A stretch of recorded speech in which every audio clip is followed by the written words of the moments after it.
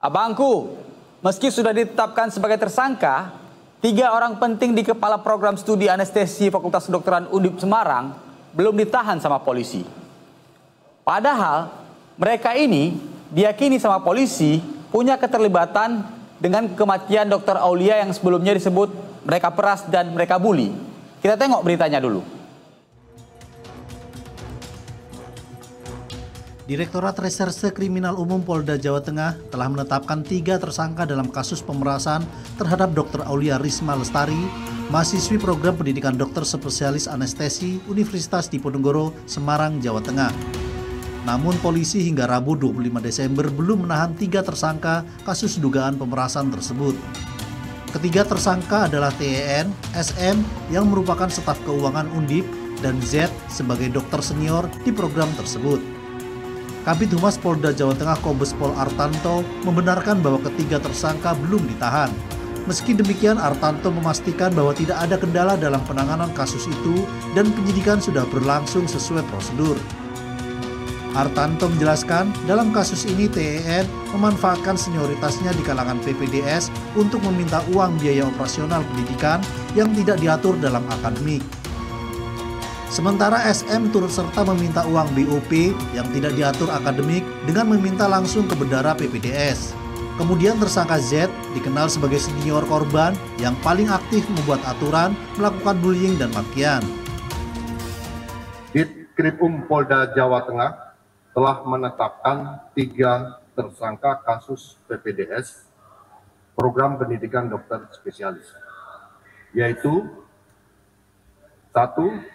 Saudara TEN, kedua Saudari SM, ketiga Saudari ZYA. Dari ketiga tersangka, polisi menyita barang bukti uang sebesar Rp97.770.000 hasil dari rangkaian dari peristiwa tersebut. Ketiga tersangka dijerat 3 pasal berlapis meliputi kasus pemerasan pasal 368 ayat 1 KUHP, penipuan pasal 378 KUHP, pasal 335 soal penangkapan atau teror terhadap orang lain, dengan ancaman hukuman maksimal 9 tahun. Iqbal Ikromi, BTV, Semarang, Jawa Tengah. Nah, abangku, aku belum tahu pasti apa alasan polisi belum menahan 3 orang penting di Fakultas Kedokteran Universitas Diponegoro itu. Tapi menurutku, kalau mereka ini sudah jadi tersangka, seharusnya langsung ditahan lah. Apalagi mereka punya kuasa untuk menghilangkan bukti atau mempengaruhi saksi-saksi. Nggak adil rasanya. Kalau orang kecil, bukan orang terpandang kayak dokter-dokter itu, langsung ditahan sama polisi. Kudengar memang, Undip dan Ikatan Dokter Indonesia katanya ikut membela dokter-dokter ini. Menurut mereka, ketiga orang ini nggak bersalah dalam kematian Dr. Aulia Risma Lestari di kosannya itu.